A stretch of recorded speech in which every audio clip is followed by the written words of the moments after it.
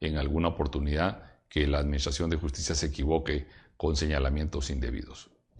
Y por eso, de mi experiencia, le comentaba a un buen amigo de México que me consultaba sobre qué pasó, le comenté que lo peor que he visto y enfrentado en el ejercicio de la abogacía es la corrupción e impunidad disfrazada y protegida por la inmunidad diplomática. Es bien complejo, no es tan sencillo. ¿Y por qué tenemos que interesarnos en el tema? Porque el desorden de la década pasada lo estamos sufriendo en esta década y posiblemente durante mucho tiempo si no somos conscientes de buscarle una solución. Vamos rápido. ¿Cómo tenemos clasificado el tema?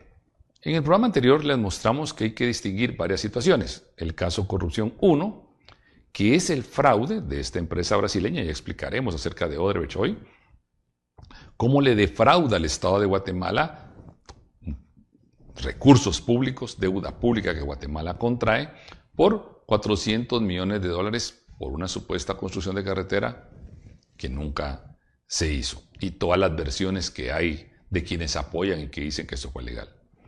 El caso corrupción 2 es el soborno, el cohecho. En Guatemala le decimos mordida como término común, que es que cuando Odebrecht recibe el primer anticipo, le da dinero a funcionarios del partido político patriota de esa oportunidad. Estamos en el año 2012 al 2016, en ese periodo de gobierno, y la gran ilegalidad de modificar el contrato, que también lo platicaremos.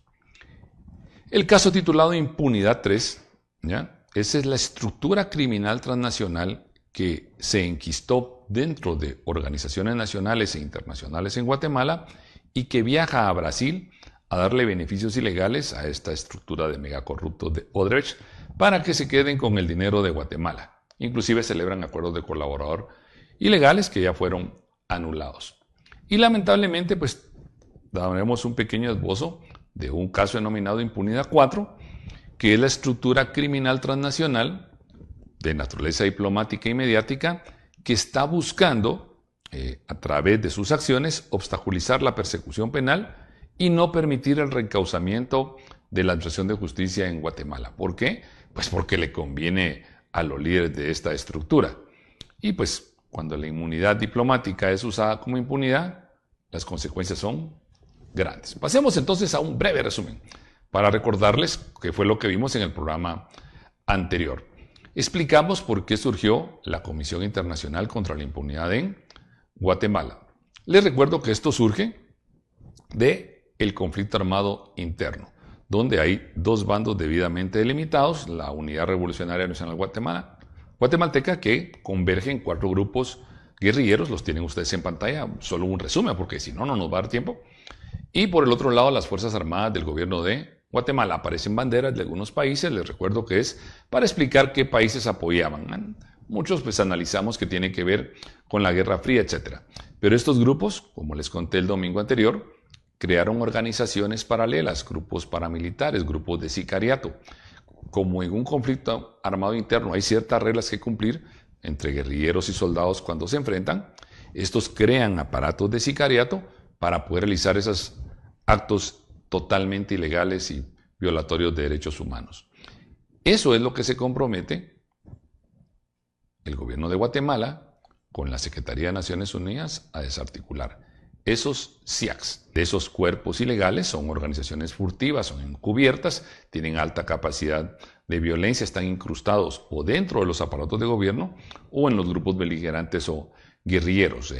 Usan toda esa violencia para generar recursos o inclusive para administrar los mismos. Y en pantalla, acuérdense que voy rápido solo refrescándoles, tienen el Acuerdo Global sobre Derechos Humanos de 1994, firmado entre el gobierno y la guerrilla, y donde dice claramente que el objetivo es que no existan cuerpos ilegales ni aparatos clandestinos de seguridad. Al lado derecho tienen el acuerdo celebrado en 2006, vigente a partir del 2007, donde Secretaría de Naciones Unidas y el gobierno de Guatemala establecen que se crea la CICIG para desarticular esos cuerpos ilegales. Y les conté en confidencia, no se lo digan a nadie, que nuestro productor nos estuvo insistiendo el domingo pasado que no dijéramos lo siguiente, pero le vuelvo a fallar por tercera vez a nuestro productor. Este acuerdo no tiene en ninguna parte de su contenido la palabra corrupción. Eso lo que significa es de que esta organización fue creada en esa época para combatir los SIACs. No era para combatir la corrupción. Qué bueno que lo hizo, qué bueno que ayudó, qué mal le salió. Esa es otra historia que tendremos que resolver. Pero aquí viene la pregunta que es clave para mí. No se desarticuló ningún cuerpo ilegal y aparato clandestino de seguridad. ¿Cuál era la finalidad de CICIG? Resuélvalo usted. ¿Desarticular los SIACs? ¿O en su caso ocultar a quienes financiaron y entrenaron a esos SIACs?